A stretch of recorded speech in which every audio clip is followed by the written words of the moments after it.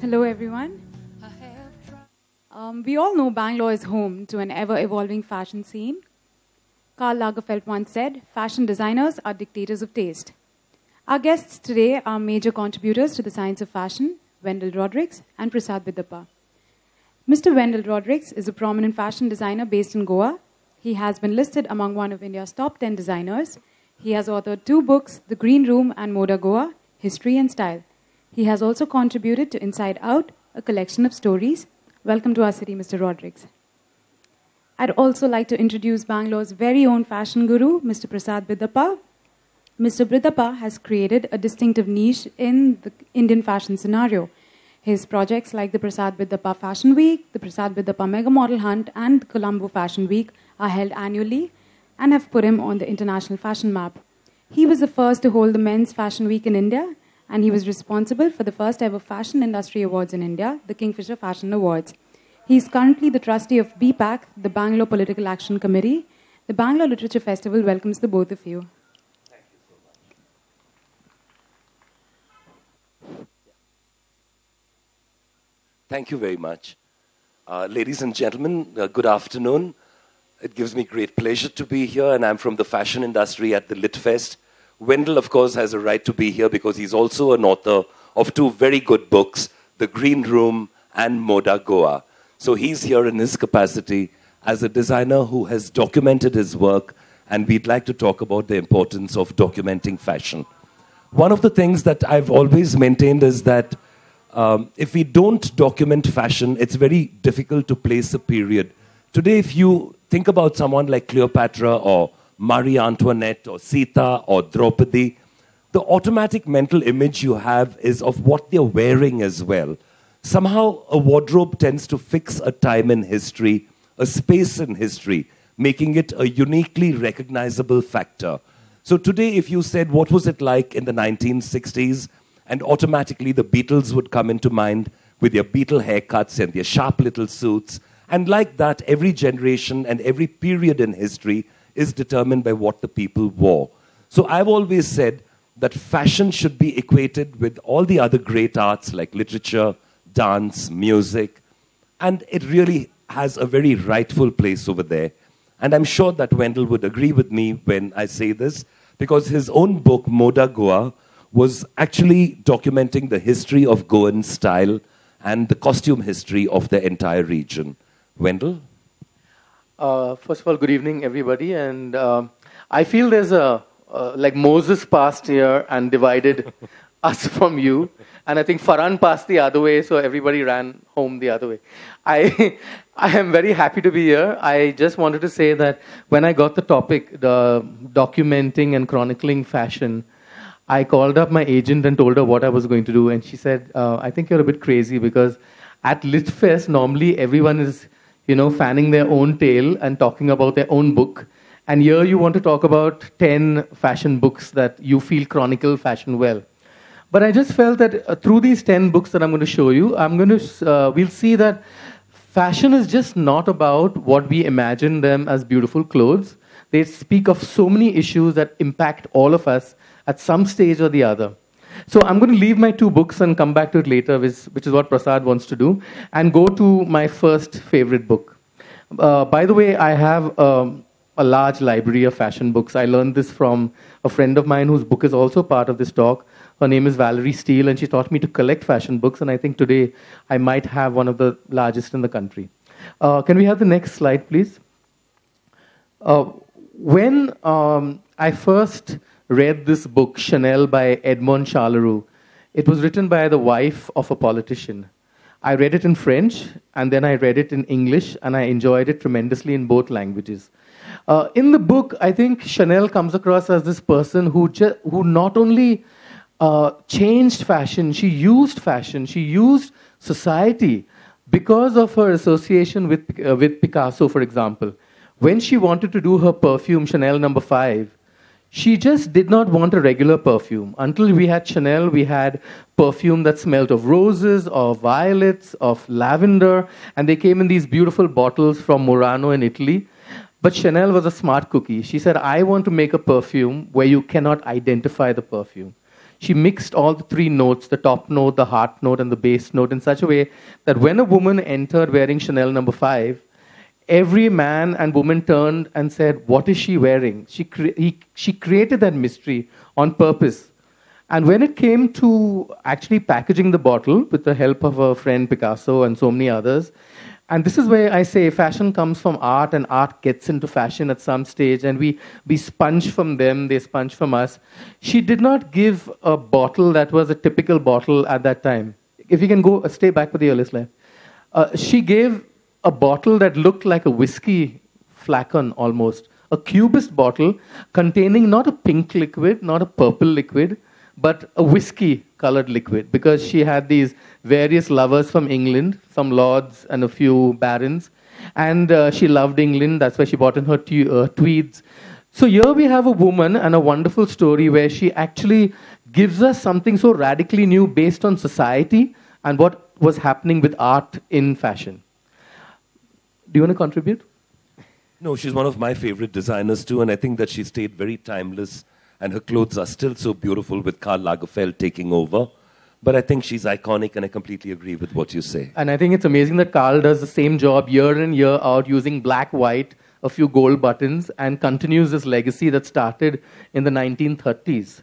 I mean, for this woman who cut her hair short because she saw the nuns cutting their hair in the convent and made it into a fashion, I think that was something spectacular. My next book is called, a book that's very little known, but I wish everybody reads it. It's called The Beautiful Fall by Alicia Drake. And in this book, they take you back to the 70s. There's this big power struggle between Yves Saint Laurent, Karl Lagerfeld, and everybody in the fashion world. It talks about how they would go to discos. It spoke about the faults of Karl Lagerfeld. It spoke about the pluses of Yves Saint Laurent and the minuses. And it's a wonderful ride through the 70s because it really takes you into those ghettos and this entire gay life of these designers and how they hated each other. But in the end, they loved their art and they used that to actually formulate an entire 70s story. My next two favorite books are The House of Versace and Gucci. Both are stories of complete, utter madness, glamour, and murder. I mean, the Gucci story starts with the murder of the last brother, where Invesco actually bought up the house and then converted it with Tom Ford. I have a friend, Betty Pires, who works with Invesco, and she told me how when they bought the house, they were always battling with this family, this Gucci family. They left no will. They were getting people were getting killed, and they just didn't know what to do with this house until finally the last brother gets killed. And when the last brother got killed, Invesco moved in and they took over the entire company, a very weak, loss-making company. And she bought in Tom Ford, and then it was history because they turned around the fortunes of this company. The book on Versace is very interesting because it exposes the Versace family, warts and all. Especially towards the end of the book, it tells you about how Donatella Versace goes through this drug phase and her addictions and how she couldn't control this house and how out of 150 odd Versace shops, they had to sell so many of them and got stuck with only about 12 to 14. And how she had to restart, clean up her act, get detoxed, start a new design studio, and now they're on their way to recovery.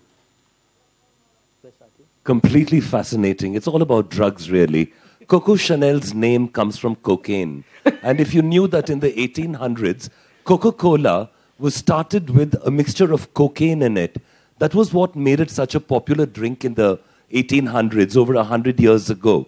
And when Coco Chanel took cocaine, it wasn't a forbidden drug. It wasn't against the law.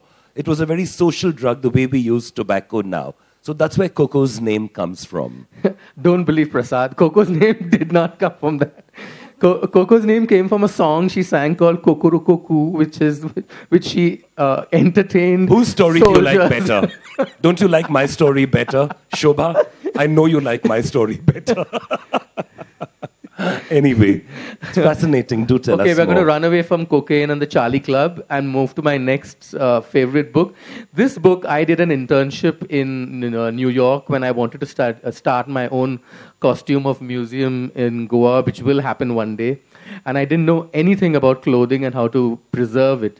So I told Valerie, I said, can I do this internship at the museum at FIT?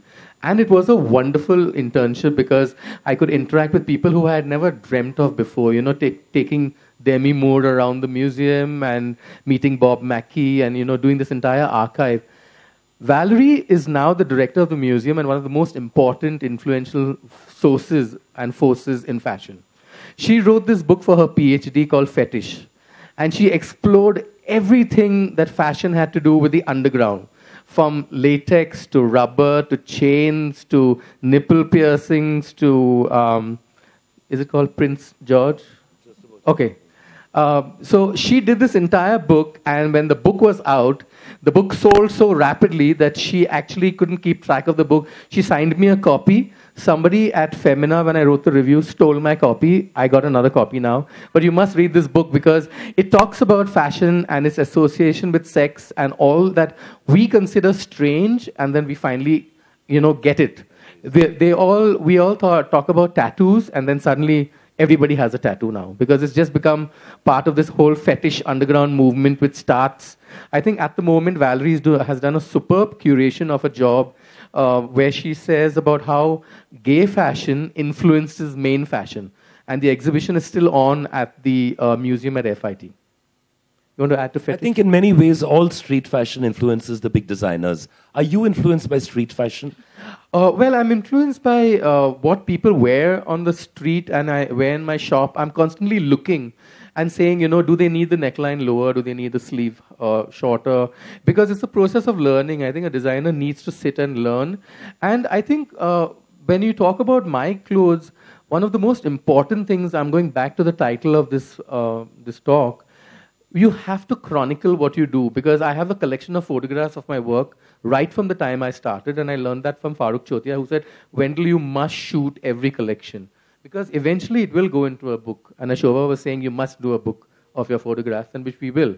But I think what Valerie taught me was something more important. She said, look at the archive, because you're looking at the archive of Armani, and some of the dresses, you say, what was he thinking? What was going through his head? This is nothing like Armani. So I was always conscious that I stick to my minimalism, even though they would say, thoda sa embroidery dal do, bikega jaldi. And I said, no, I'm sorry, I don't want to do that. I want to stick to my minimal look, and that's where I'm going to stay. And I think that's very important for a designer to chronicle his own fashion. What makes Wendell Rodricks so unique is this complete lack of artificial embellishment. One of the reasons that people of us in fashion respect his work so much is because it's completely based on cut and color. It's about his love affair with fabric and with color, and there is no excuse made for embellishment or embroidery or Swarovski or any of the other kind of things where you see designer clothes being sold by weight these days. And that's one of the reasons why we respect him so much, is because it's such a pared-down sensibility. It's so minimalistic. And every woman who's ever worn a Wendell Rodricks will know that she'll wear that garment for years to come. And it'll be something that's very, very treasured in her wardrobe. I just needed to share that with you. Thank you. Now I'm blushing. We go to my next two books. These books are documentation of Indian fashion. One of them is an older book, The Indian Costumes of the Sarabhai Museum, written by Goswami, which is a fabulous collection. And the other is by my friend Shilpa Shah from Garden Vareli, who wrote Temple, Trade and Court. There are many other books which I'm happy to say, people like Ritu Kumar's, I think Suneet Verma, and lots of other Indians have documented their own work and put it out there in fashion. But these two stand out like Bibles, because one talks about the actual pattern of every garment in the Sarabhai Museum. The other talks about this wonderful international voyage of how textiles from India went to Alexandria in the 4th century BC and went to Indonesia on the other side much later in the 8th century, and how the importance of Indian textiles influenced trade, temple, and court. So I think both of them are fabulous books to read. The next two books I pulled out from my shelf are two great books. One is called Queen of Fashion, and the byline is What Marie Antoinette Wore to the Guillotine. And it's by Caroline Weber. Such a fabulous book. It says inside, it's a frock-by-frock account from the time Marie Antoinette stepped in onto French soil and from the time she went to the guillotine.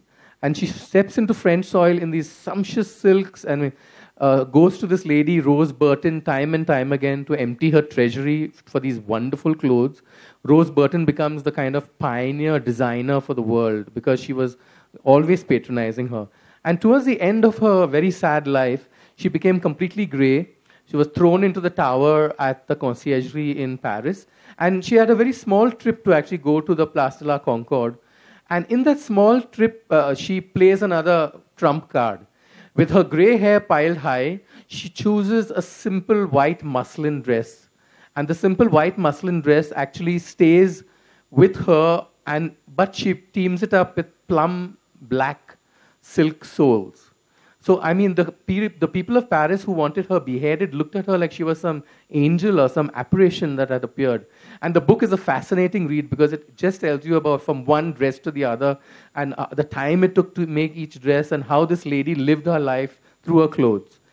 The Essence of Style is a great book by Joan de Jean. Joan de Jean is a great writer. She writes about why French style developed in the time of Louis XIV. How the French stole everything elegant from the world. They stole the mirrors from Italy. They stole the lights from another place. They made Paris the only city with lights at that time, which is why it's still called today the City of Lights. And they put in those typical elements that you would now consider French.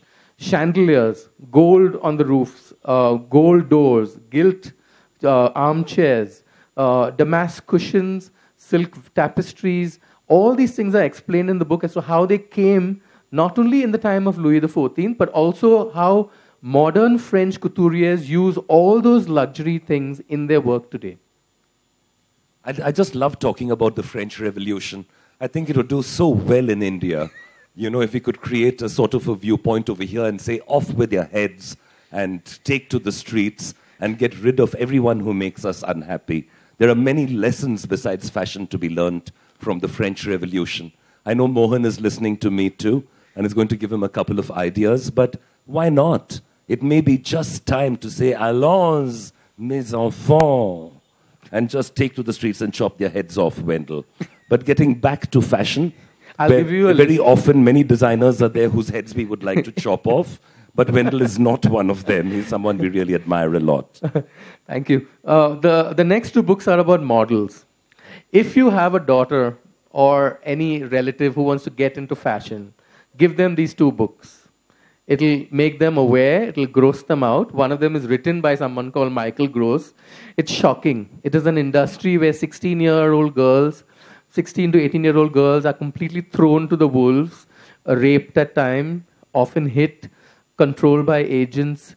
The second book, Bad and Beautiful by Halperin, he actually poses as a model and gets work as a model in all the big fashion cities in the world. And the things that he sees are so horrific that he writes all about them. So when my niece wanted to get into fashion, I gifted her these two books and I said, well, this is what you're going into, so make sure that you go to the best in the business, like Prasad, because otherwise you'll get locked in some agent like in that movie Fashion where, I mean, Priyanka Chopra goes to some sleaze bag that she has to sleep with. Though that would never happen in the real fashion world. Because if you look as beautiful as Aishwarya or Priyanka, we are waiting for those girls to come along and push them on. I remember I saw Deepika Padukone and Anushka in this very city and pulled them out, one at the Ganjam show and one in a Wrangler shop, and took them to Bombay. Lakme's finale. But it's really very interesting that you should speak about modeling at the end of fashion too. His niece is now a chartered accountant. She didn't enter fashion when she really got it right. But what is she now? She's studying interior design in Florence. Oh, I'm sorry. I thought you'd done with it. She's studying interior design. Much, much better. Much safer to be in that. Yeah, we kind of have to control her. I mean, she got on the ramp at 17. When she did the last fashion week, she had just turned 18 2 weeks before the India Fashion Week. For an 18-year-old girl to earn 1.2 lakhs in 5 days after tax is too much. So I told her, it's not going to go to your head. You're going to go back to where you are and study. And I said, you're not going to model in Milan because I'm going to remote control you from India. Well, as a fond father, I'd rather my daughter earned her own 1.5 lakhs instead of taking it from me, which is the only other choice. So I'd like to keep my money and buy all these wonderful books, you know, instead of giving it away to MAC makeup and Zara shopping. Okay, talking about Zara, the next book is exactly that. This is about fashion and the environment.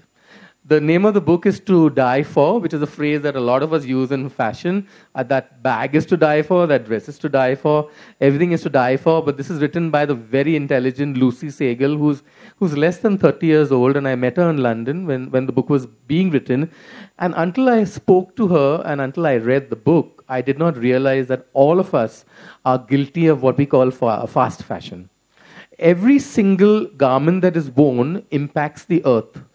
If it's a cotton garment, it's the cotton fields. If it is a wool, it is the grazing fields. And if it is silk, it is the mulberry trees. And there is so much of water that is wasted and goes into one. I think in her book she says something like 250 tons of water go to grow, harvest, and treat cotton to make one T-shirt. So if you can imagine that, it's very, very serious business, and we should not be buying cheap clothes at, I hope nobody from Primark in London is here, but that is cheap fashion that is done depleting the resources of this planet. If you look at, a pashmina shawl, it became so popular that in the end it was selling for $5 in a metro. And these thousands and thousands, I think millions of sheep put to pasture just to get that wool and convert it into one scarf or one shawl. I think at the base of it all, people think that fashion is frivolous. Frankly, it's not. We do have a heart, and I think people like Lucy Segal have recorded it so that we have a conscience not to deplete the earth and to take our fashion seriously. And I think that started a whole movement called ethical fashion, which many of us subscribe to. And ethical fashion also means that everybody along the way shares the profits of what the customer actually pays at the end of it. Some of you may have seen a wedding ghagra that begins at 6 lakhs and 7 lakhs, and you keep wondering, is it really worth that much? Well, in the designer's opinion, it is. He is worth that much. But now they have started sharing that money with the supply chain, with the karigars, the people who handle the embroidery, put it all together. So ethical fashion is a great movement, and I think in a few years' time, almost every garment will carry a card to say that it was produced ethically. And this is something we must look forward to. But getting back to what you said about Madhur Bhandarkar's film Fashion, after that movie release, everyone came to me and said, is this the world of fashion? I said, yes, if you condense 25 years of scandal into a 2-hour film, this is the world of fashion. But it was like just about everything. Not only 25 years of fashion, I think everything bad that happened to 3 or 4 separate models were all put into Kangana Ranaut. And some of them weren't even models. She was drug addict, she was alcoholic, she was on the road. The girl it was based on was actually not a successful model. I think she'd come out of Delhi and was just done 1 or 2 things and then became a drug addict. And as I always say, if you go to the best in the business, that's where the least part you'll get ripped off. You should not go to some agents. I see these classified advertisement in all the papers. We shoot modern portfolios. They might as well write, we will make you a good escort girl. Yeah. End of story. Because that's what happens. My next book is a very funny book. It's about children, and it's called This Little Piggy Went to Prada. And it's a selection of nursery rhymes based on modern fashion labels. I think this one runs like, this little piggy went to Prada, this little piggy went home, and this little piggy went on the ramp despite her little fat bum. I think, and it goes off in all that tone, but it's a wonderful book. It's very well illustrated. And talking of that, I'm doing a book at the moment to document Goan history for children. And it is in comic strip form, where all the entire history of Goa is done in comic strip form, where all the kings and the foreign Portuguese, Vasco da Gama comes as a small little baby, and it's meant for kids. So we shall release it next year to all the schools in Goa.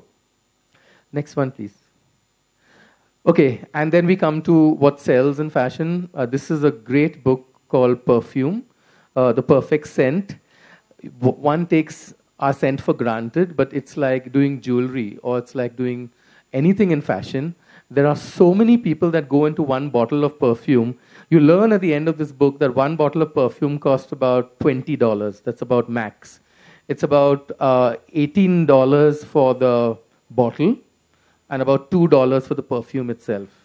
And all that $100 and whatever $20 you're paying, about half of that is going for advertising in these glossy magazines, at airports, and everyone is fighting for space. But you also meet some great people. One of them is Kelowna, who does these fabulous perfumes for Hermes. And lots of other people in the fashion business are shown in the book, from all the ladies like Jennifer Lopez, who have their own perfume lines, what they get out of it, how much money is being made. And there are millions to be made, and equally millions to be lost. I think perfume is actually what makes the money in the fashion industry. It sells in such huge quantities. And a designer, very often, especially in the West, does his couture collection only to sell his perfume. And the reason all of you all go and buy Dior and Chanel is because you're buying into that dream. It's a very affordable way to buy into the dream. By paying anything from $80 to $120, you've bought into the Chanel dream.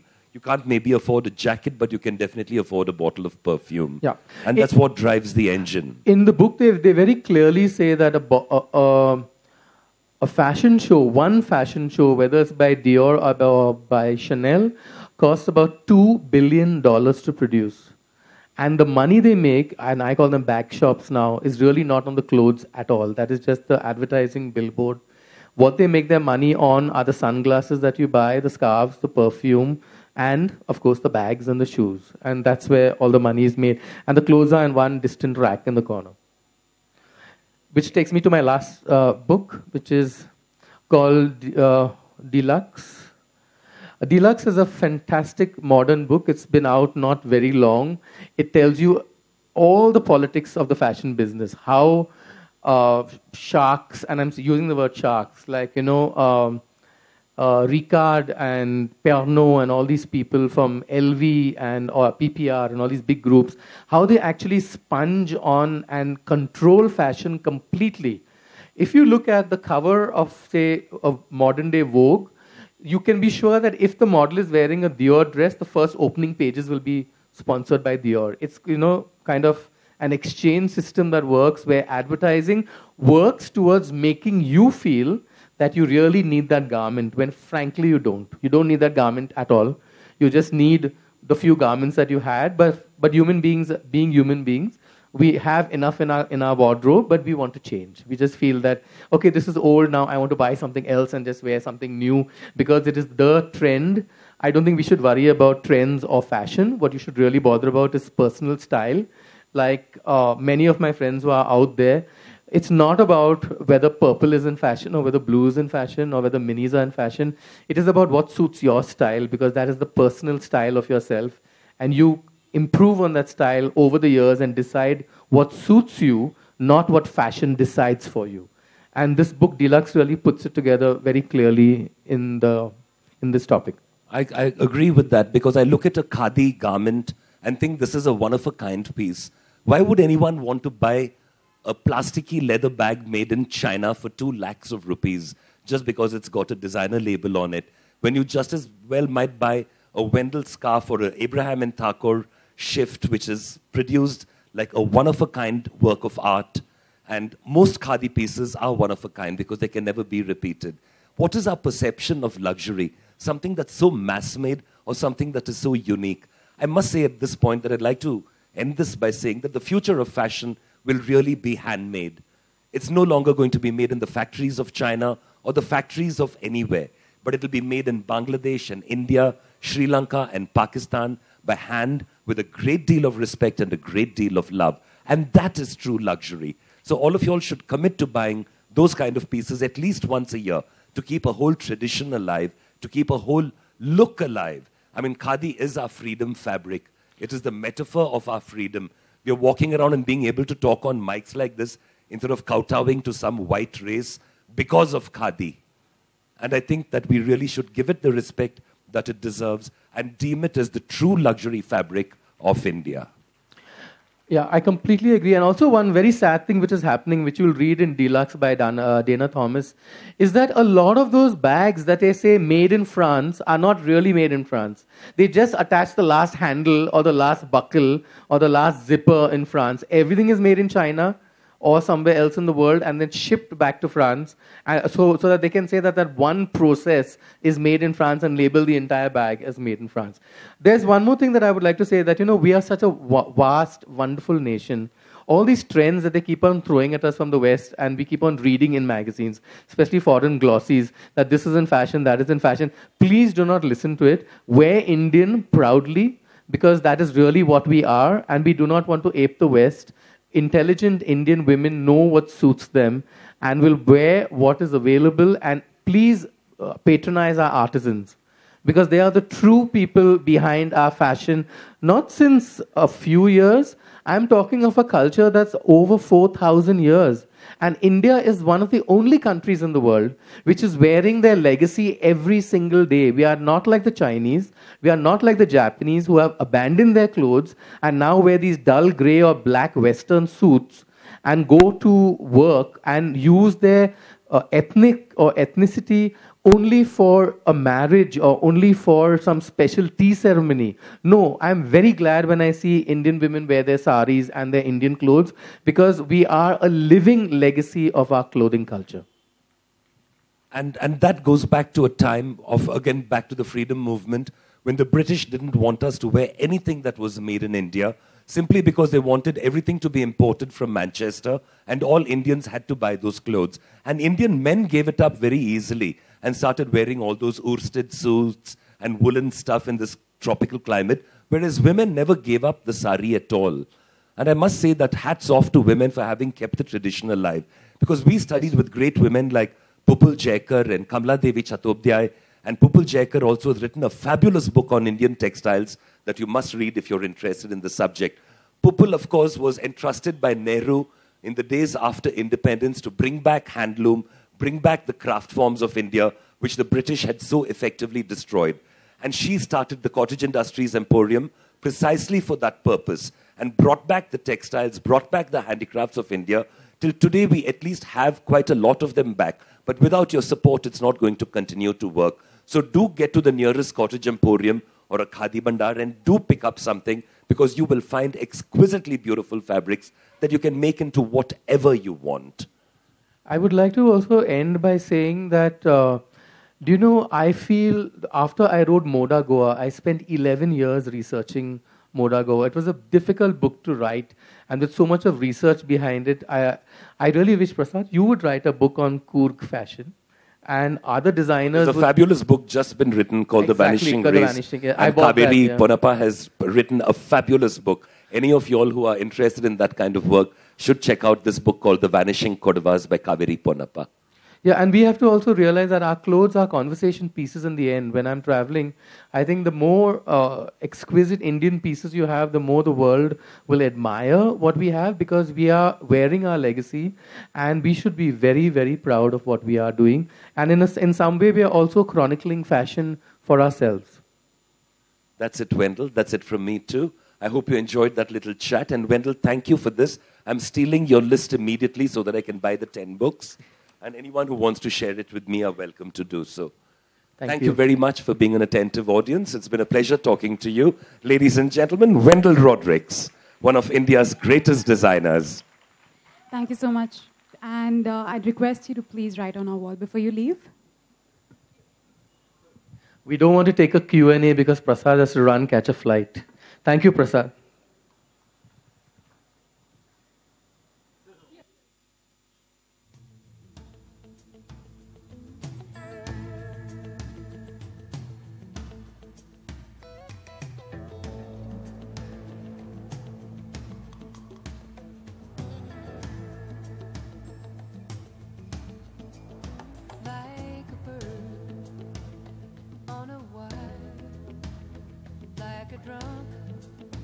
In a midnight choir,